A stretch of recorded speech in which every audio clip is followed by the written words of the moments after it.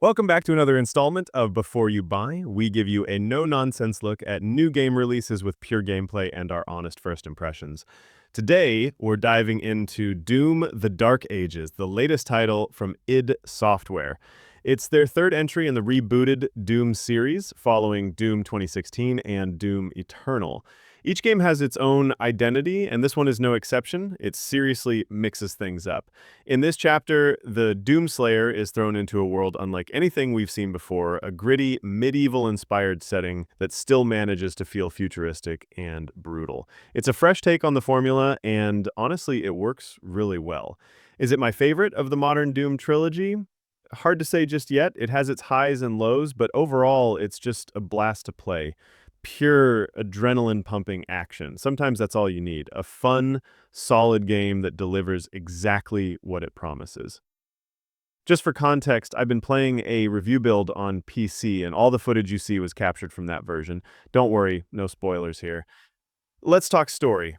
Yes, there is one this time. The game introduces a full cinematic narrative, placing the Doomslayer in a new role, more like a weapon of war, activated to battle the demonic hordes. In this gritty sci-fantasy world, he's still the same relentless force of destruction, but the setting around him is what really shifts. If Doom Eternal surprised you with its cutscenes and lore-heavy direction, The Dark Ages takes that even further. It adds in more characters, deeper world building, and a genuine effort to explain the why behind the carnage. And honestly, the production value is impressive. Big moments, epic scenes, lots of effort on display. That said, I personally found it hard to really care about most of the characters. They look cool, sure, but few of them left a lasting impact. The big scenes are hit or miss. Some land perfectly, others feel like filler. Your mileage may vary depending on how much you value story in a Doom game. Visually and stylistically, the game is wild, like a chaotic blend of hellish tech and medieval madness. Think of it as a fever dream sci-fi Power Rangers episode, and I mean that in a good way. It's bold, weird, and oddly charming. At the end of the day, though, what matters most is the gameplay, and thankfully the Dark Ages doesn't disappoint.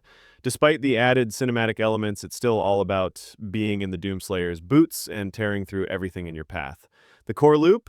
Still awesome. Fast, bloody, and rewarding. People have talked a lot about how each of these modern Doom titles plays differently. Doom 2016 was raw and straightforward. Eternal ramped things up with faster, more complex mechanics. And now this one adds a twist. Stand your ground, combat. But don't be fooled. This is still a Doom game. You're constantly swapping between weapons, strategizing based on enemy types, and dashing around at lightning speed. The shield is cool, but it doesn't turn this into a different genre. It's still sweaty, chaotic, and absolutely Doom at its core. The game is definitely best enjoyed using a mouse and keyboard if you can. After reading previews and following the post-launch discussions, I was expecting something radically different. What we actually have is a game that makes really fun and interesting tweaks to the formula without losing sight of what Doom is all about. It strikes a great balance between the complexity of Doom Eternal and the brutal simplicity of Doom 2016, but this time it feels a bit crunchier, punchier, and heavier. A lot of that comes down to the new shield mechanic. You can throw the shield to solve puzzles, sure, but mostly you're tossing it at enemies. It tears through weaker foes and can even get stuck in and stun tougher ones. You can also use it to bash enemies while shielding yourself. Like many things in the game, the shield evolves as you progress, gaining new abilities and uses. One of the biggest additions is the ability to parry attacks. Some enemies perform specific green attacks that you can deflect back at them, potentially damaging them or opening them up for vulnerable melee hits. Enemies will also shoot a variety of projectiles, glowing and non-glowing, forcing you to duck, dodge, and carefully knock back the right ones. Early on, some attacks seem slow and easy to deflect, so you might feel unimpressed. But when you're facing walls of enemies and projectiles from every direction, it quickly turns into chaotic, low-key bullet hell, almost like an ultra-violent version of a classic retribution scenario. Melee is emphasized more here as well. You can combo hits if you have enough melee charges, then finish off with a powerful finisher. This changes the glory kill system, making the game more flexible but sometimes sacrificing those over-the-top kill animations we all love. Still, the game delivers plenty of brutal violence, even if the classic glory kill system is missed by some. There are also multiple melee options beyond just fists. For example, the early flail weapon is slower to charge but hits much harder, adding a fresh dynamic to combat. The new weapons are really fun too. I won't spoil them all, but here's a quick overview. The Impaler offers a longer range, slower power spike shot. The Pulverizer skull weapon is great for crowd control and reminded me a bit of Serious Sam. The chain shot fires a retractable spiky ball depending on how long you hold the trigger. There's a bigger plasma rifle, a new take on the BFG, and more. What's nice is that some weapons are evolutions of ones you already have, and you can switch their firing modes on the fly, like toggling between the regular shotgun and the super shotgun, so you can adapt to any situation without having to constantly swap between a huge arsenal.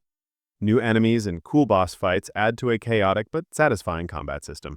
It's not as frantic and micromanaged as Doom Eternal all the time, but it's still crunchy and intense.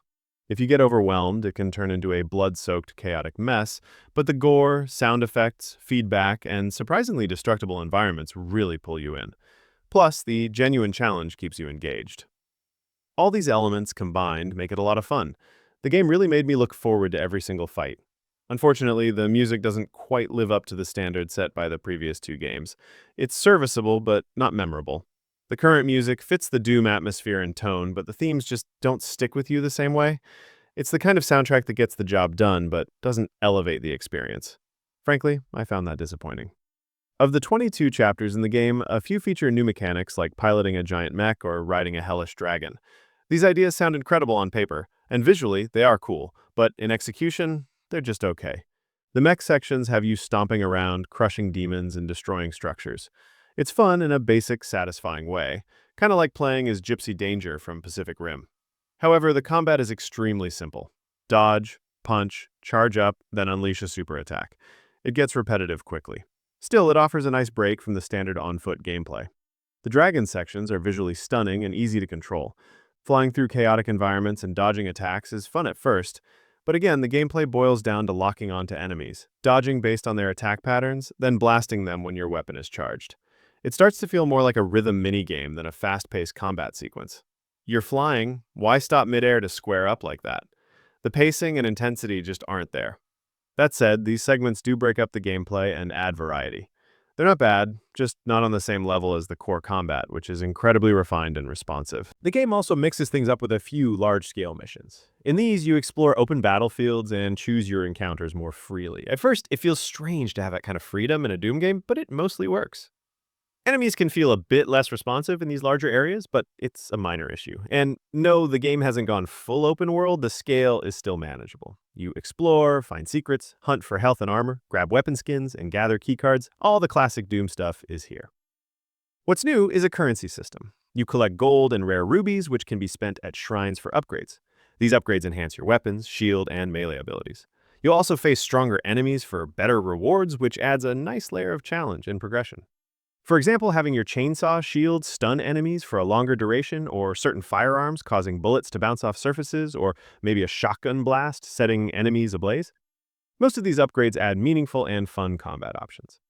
Along with the upgrades, the skins, and hidden secrets, I felt really motivated and rewarded to explore every corner. They seem to have nailed the balance quite well here. If it isn't obvious already, I'm a big fan of Doom: The Dark Ages. It's not just a flawless 10 out of 10 from start to finish, but almost everything in this game is excellent. There are a few experiments they tried that didn't fully win me over, but overall, it's still a solid gaming experience. I had an absolute blast playing through it. Pun totally intended. Sorry about that. With these recent Doom titles, I mentioned this before and I'll say it again, it's worth playing the game twice. Start with a regular difficulty, which is challenging enough, then jump into one of the harder difficulty modes and really get to grips with the finer details of combat. This game definitely has that special something, and I really appreciate it. So, yeah, in short, I highly recommend it, especially if you're a fan of Doom. But before you make a purchase, you know the drill by now, I'll share some pros, some cons, and my personal thoughts. And now I want to hear from you in the comments. What's your history with Doom? Are you like me? Have you been playing since the original, or was Doom Eternal your introduction to the series? Feel free to discuss anything Doom-related down below. I'd love to chat. And share your hopes for the new game too. If this video helped you out, maybe the ultra-wide gameplay footage gave you a better idea, then hitting the like button really helps us out, and we appreciate every single one of you. If you're new here, consider subscribing. We upload videos every single day. Thanks for watching, and I'll catch you next time.